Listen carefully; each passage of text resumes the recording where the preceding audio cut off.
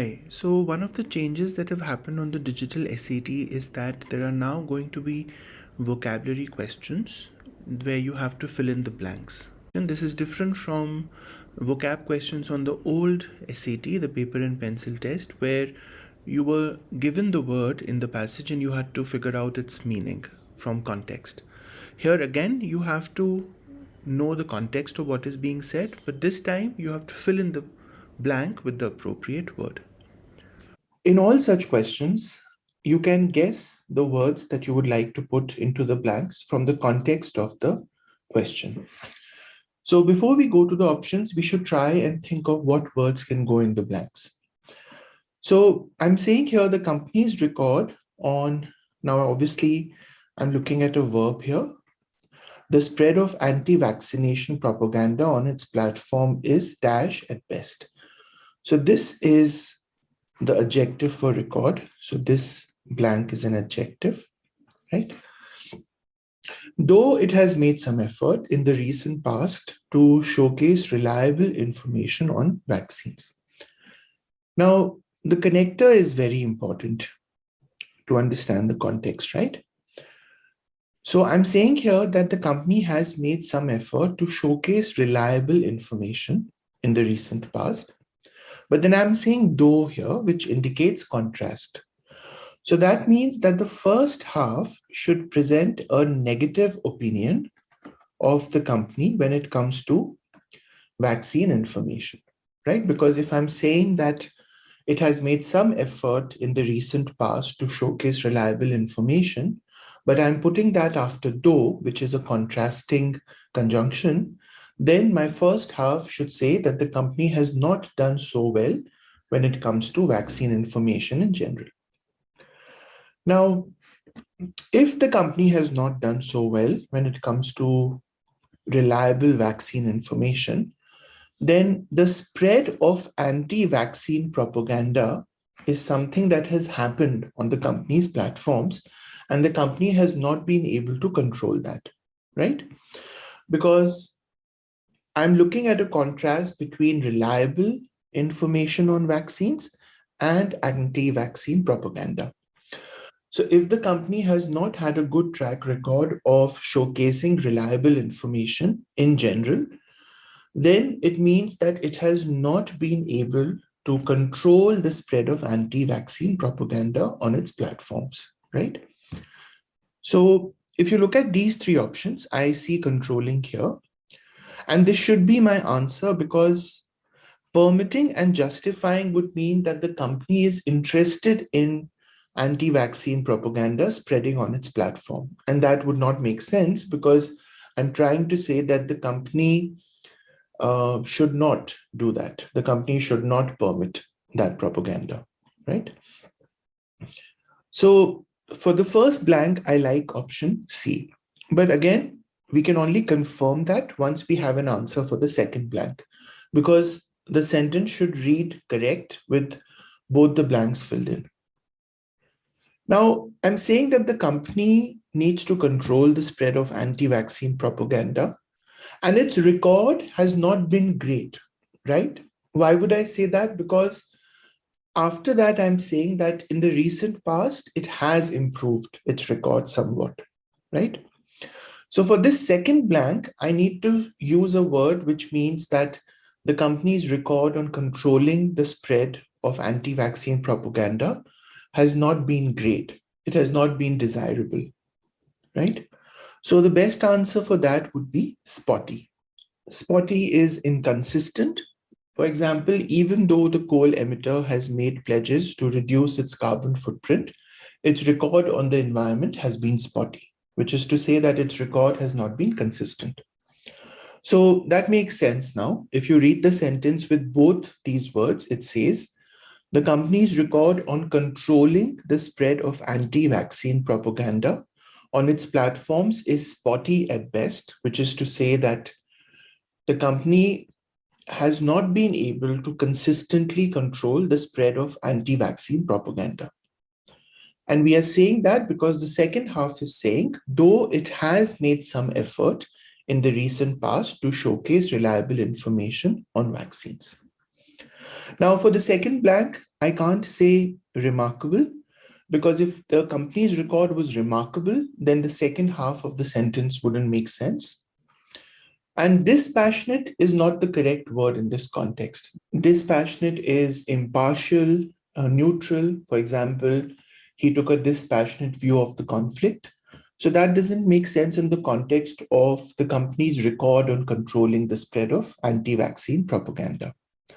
So for the first blank, it's C, and for the second blank, it's E. Question 2. My garden plants know that autumn is approaching.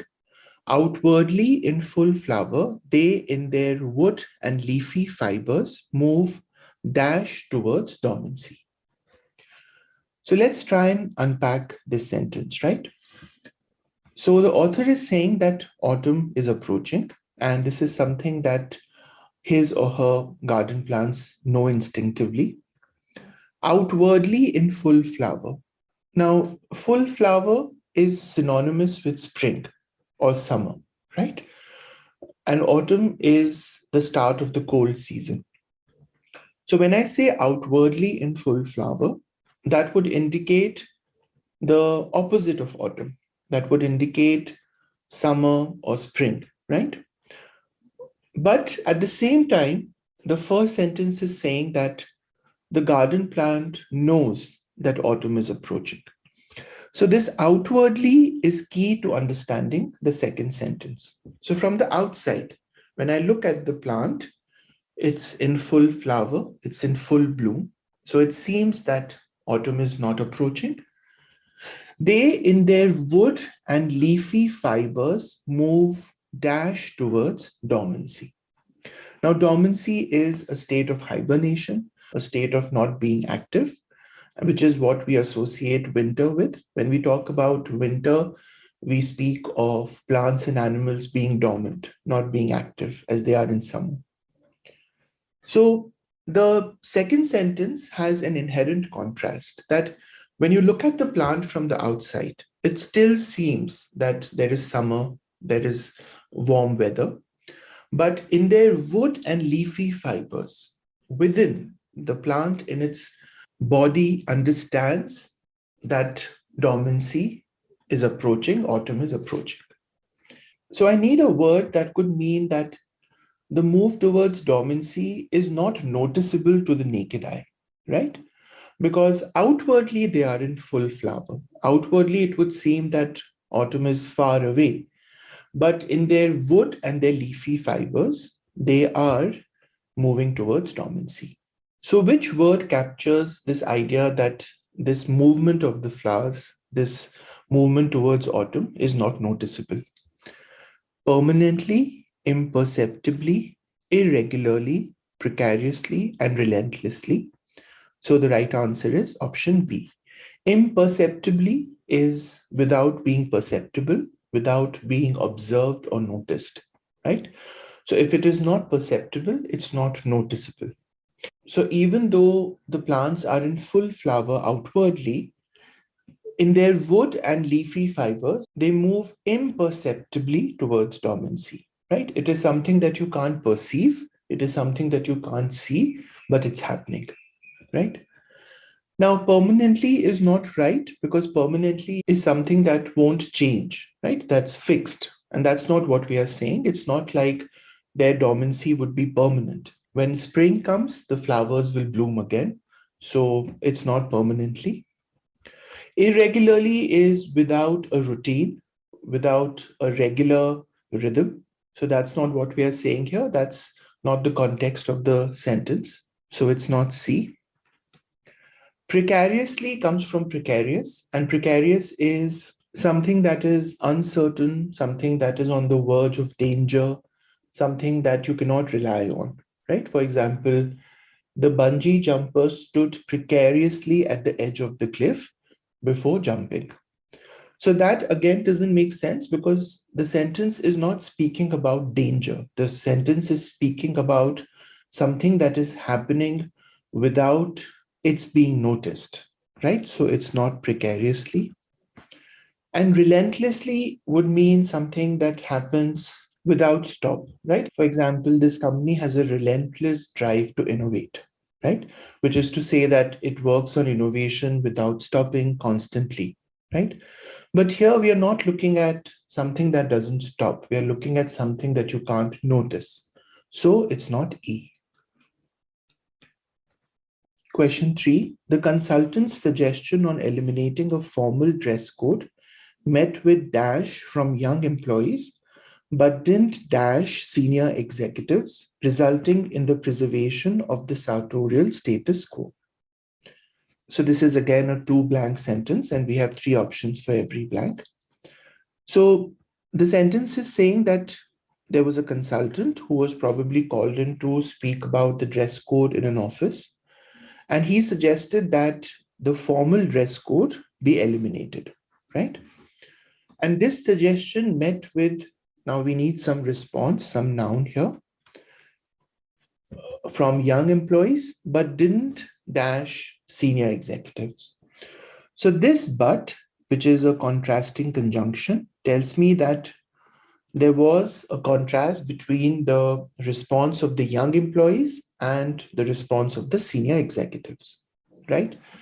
So the idea of eliminating a formal dress code met with some response from young employees and an opposite response from senior executives, resulting in the preservation of the sartorial status quo. Now, what does this mean? Preservation of the sartorial. Sartorial is related to how you dress, right? And status quo is the continuation of what was going before, right? When you don't change something, it's status quo. So if the status quo was preserved, it means that the formal dress code continues because the consultant had suggested that you eliminate it. And then there were responses to that suggestion from young employees and from senior executives. But ultimately, the formal dress code was retained. The sartorial status quo was preserved. Now, how do I choose options that indicate this contrast in the responses of the young employees and of the senior executives? So for the first blank, I have praise, condemnation, and humor.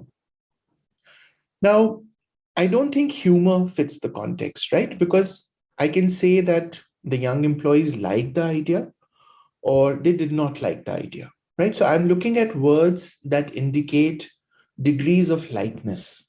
I'm not looking at words that indicate humor, right? So I don't like C right off the bat because it is somewhat irrelevant to the context. Now, between praise and condemnation, while both of them can go in terms of how the young people responded, I think condemnation is too strong in this context, right? If there is an option to eliminate a formal dress code, why would it be condemned, right? To condemn is to kind of be extremely critical of something or someone, right? And to almost push them to a corner, with your views or with your ideas. So that doesn't really fit the context of a dress code and your opinions on a dress code. So I'm leaning towards A for the first one, that there was a proposal to eliminate the dress code and it met with praise from young employees, right? Now, if this met with praise from young employees, and I know that the senior executives had an opposite response, then for the second one, I have options that say, but didn't hold a light to, didn't gain traction with, and didn't strive to engage. So for the second one, I like E because if I'm saying that this idea didn't gain traction with senior executives, I'm basically saying that they did not accept the idea of eliminating a formal dress code. This was something that they were not comfortable with. And then that makes sense because if the idea received praise from young employees but didn't gain traction with senior executives, then the idea was dropped because the senior executives thought that you should continue with a formal dress code. You should preserve the sartorial status quo. So therefore, I like gain traction with. Now, to hold a light to something is to be comparable to something, right? In a good way. For example, the first part of the film was excellent, but the second part more than holds a light to the first one, which is to say that the first part was definitely better, but the second part was not too bad either, right? It holds a light to the first in the sense that it is able to kind of stand next to the first and be in the same category of being good, being acceptable, right? So that doesn't fit the context of how the senior executives responded to the idea of eliminating a formal dress code, right? You can't have the suggestion holding a light to the senior executives, right? Because when we say to hold a light to, we are talking about two comparable things. So it's not deep.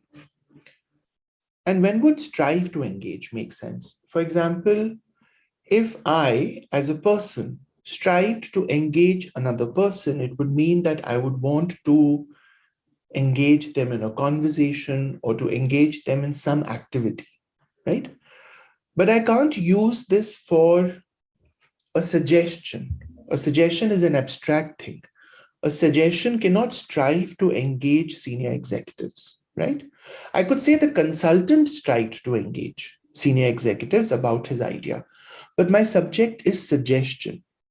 So that is an abstract thing, and so that cannot strive to engage senior executives. So this is wrong in terms of the subject. So A for blank 1 and E for blank 2. Question 4. So this is a 3 blank sentence. While operating within China's system has always presented American companies with challenges, those have grown far more dash in recent years as US China ties have dash, placing companies at risk of being dash. So again, we need to unpack the sentence, and we have this sort of first dependent clause, which we are completely given. There are no blanks there. And then in this second clause, there are 3 blanks that are given, right? So we really need to understand what's happening before we attempt the sentence. Now, I'm saying that operating within China's system has always presented American companies with challenges, right? So this obviously comes from the geopolitical situation between the US and China. China is a communist state and it has state capitalism. So if an American company wants to invest there, it needs to follow the rules of the Chinese Communist Party. So that is the challenges that we are talking about. That to operate within China's system has always presented American companies with challenges. But then I'm saying while, which obviously is a contrasting conjunction.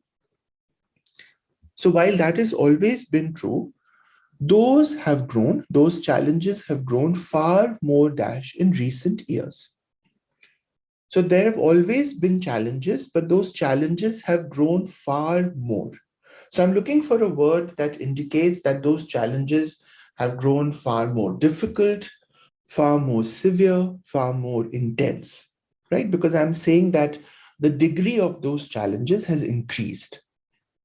So in the first blank of these 3 words, acute would make sense. Because if I'm saying that those challenges have grown far more acute, I'm saying that the severity, the intensity of those challenges has increased, right? So for the first one, acute makes sense. Now, innocuous is innocent, right? For example, it was an innocuous plan to cheer the boss, right? So that doesn't make sense in the context of challenges becoming more intense. And I can't use experienced for challenges, right? I can use experienced for a person, but I can't say that challenges have grown far more experienced. Now, those challenges have grown far more acute in recent years as US China ties have. Now, why would the challenges become more acute? Obviously, because the ties between the two countries have deteriorated, right? They are not the same as they were earlier. So I'm looking for a word that indicates decline, that indicates deterioration. right? Now, among these three words, frayed would make sense, right? To fray is to strain. So I'm saying that the ties have strained. The ties between US and China are not the same as they were earlier, right? So frayed makes sense. To ameliorate is to make better, right? For example, the medicine helped ameliorate his distress, which is to say that his distress reduced, right? His situation improved. So that doesn't make sense because I'm saying the opposite. I'm saying that the ties have worsened, right? And to exacerbate is to make worse, but exacerbate is used for an issue or a problem, right? For example, your shouting at the meeting exacerbated the conflict, which means that it made the conflict worse. But I can't use exacerbated for ties.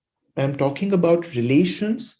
I'm saying that the relations have frayed. The relations are not as good as they were earlier.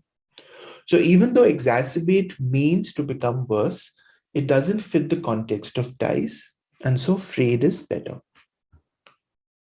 So I'm saying that the challenges have grown far more acute in recent years as US China ties have frayed, placing companies at risk of being. So now I'm talking about the effect of these frayed ties on companies, American companies looking to invest in China. So placing companies at risk of being a soft touch, of being caught in the middle, of being brought to task. So here option H would make the most sense because if I'm saying that these companies are looking to invest in China, but the ties between the two countries have worsened, then companies are at the risk of being caught in the middle of these two countries. So H makes sense. Now, a soft touch. A soft touch is used to describe a person who is gullible, who is vulnerable, somebody you can dupe easily. For example, Dave agreed to finish Jeremy's work because he's a soft touch, which is to say that Jeremy asked Dave to do it and Dave did not resist, right? He agreed. So that doesn't make sense, obviously, because I'm not talking about companies readily agreeing to do something. I'm saying that companies are at risk of being caught in this sort of conflict between US and China.